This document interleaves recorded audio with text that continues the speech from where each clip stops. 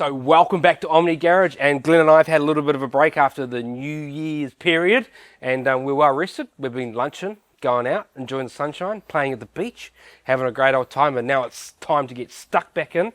Stuck back in? Time to get stuck in? Well, the funny thing is we really haven't had a break, have we? We haven't gone to the beach. Well, you've been to the beach, haven't you? Nah, not yet. I've been to the beach. Yeah, okay. So it's time to get stuck back in? Yeah. Or let's get stuck in? Stuck back in. Stuck back in. We've got a big year ahead of us. Glenn and I have got some big plans coming forward, and so we're starting off this new year period with a nice Jaguar here. So this is a V8 Jaguar. I don't know anything about it. Yeah, but it's a beautiful car. The paint is in really good condition. So this client's come in, he wants a ceramic coating put on, he wants a glass ceramic coating, and he also wants to put on the wheel. So that's what we're going to do for him. But this glass has got some sort of hydrophobic properties already. So we need to really clean this glass up and get it set up to accept our new glass coating we're going to put on there. So we need to remove anything that's on here.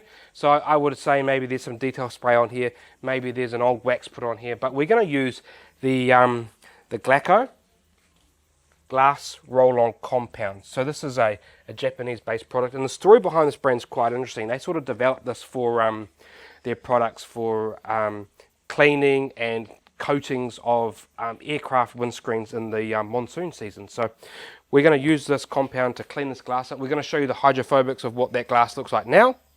We're going to use this product, and then we're going to show you what it's like. Hopefully it's going to strip away whatever's on that glass, really clean it up, really prepare it, because what we would usually do is we'd usually polish the glass. We want to try and remove that step, so we're going to try this product out and see if we can get the glass nice and clean to really get it set up so that we can apply the glass coating and make sure that we get the longevity out of that coating we're going to apply. So as Glenn said, really the key here, well, the key benefit to using a product like this is it's going to save time. We don't have to bring out the polishing tools, the pads, fling the compound everywhere. The downside to a product like this is you have to put, no doubt, a bit of elbow grease into it.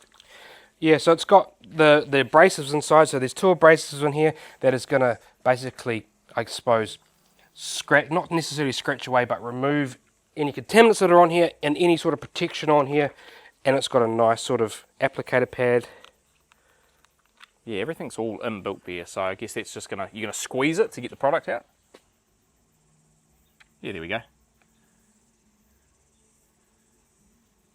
Okay, it's quite wet, isn't it? Well, so, I guess it's got some lubricating factors in here. Yeah.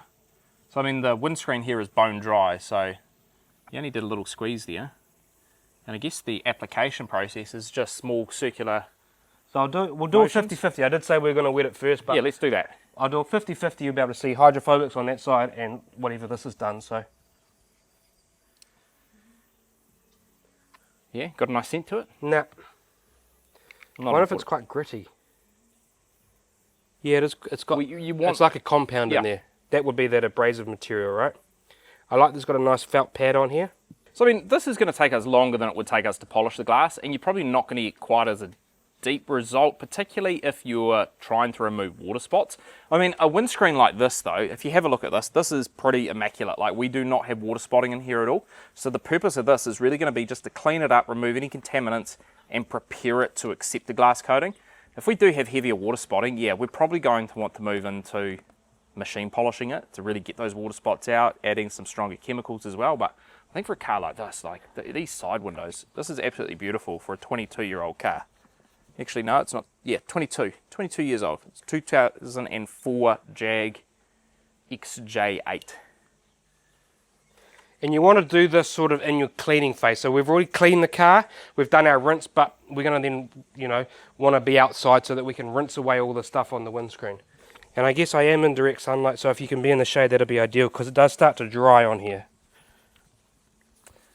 So I'm wondering if you're going to want to remove this with a cloth, the excess, and then go and do your rinse. I don't think you want to be spraying this all over the rest of the car, do you? What's your kind of thought process? Well, I'm just going to sort of wash it off with our wash mitt. Yeah. And then rinse away.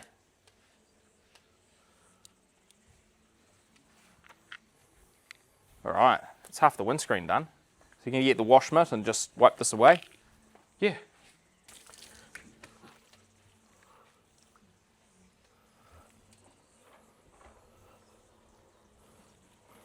Okay, so, it is dry on there, but it rinses off pretty clean. Yeah, it does.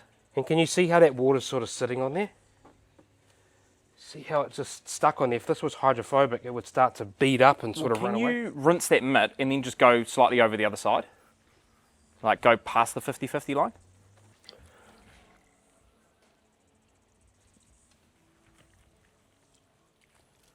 Yeah, look at that. You can see pretty clearly there it has made an impact on the that half of the windscreen. So let's rinse it.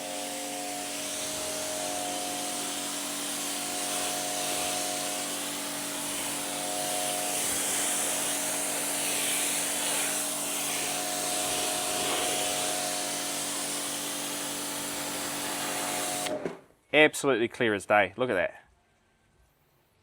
I mean, you can see here that we've got like nothing. Do you have the Keeve nozzle?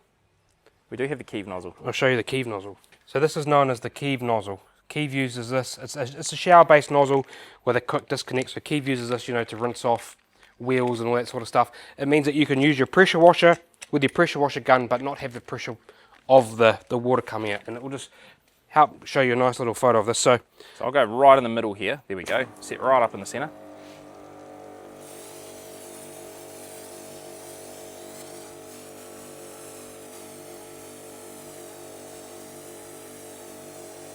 Yeah.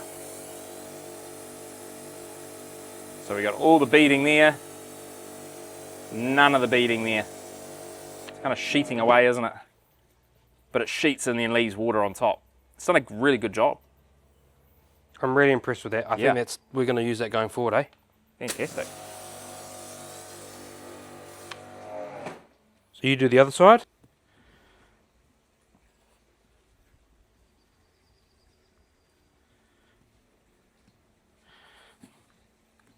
So I don't know how many cars you'd get out of the bottle there, but I'd say you get a few.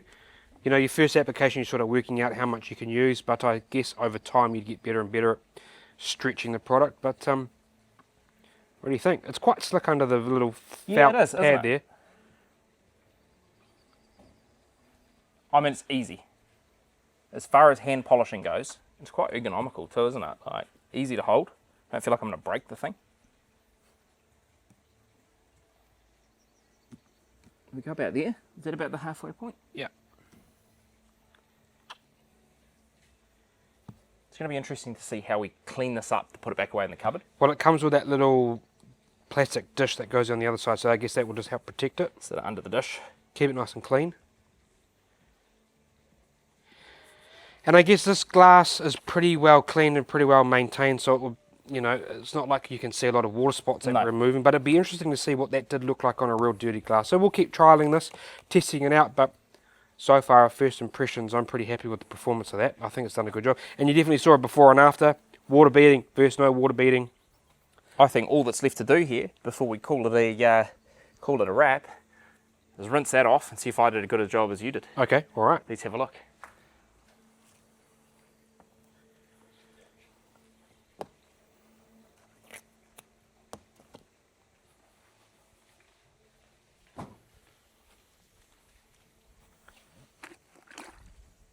Give it a rinse.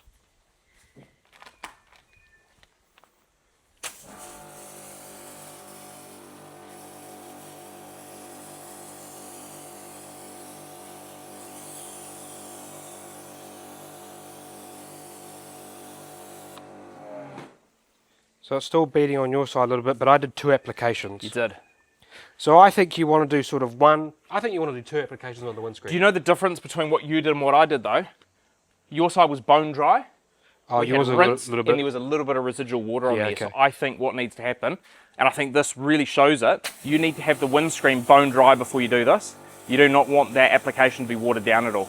Yeah. So I think if I was to dry this windscreen again, reapply, I think we're going to get the exact same result as this side here. So.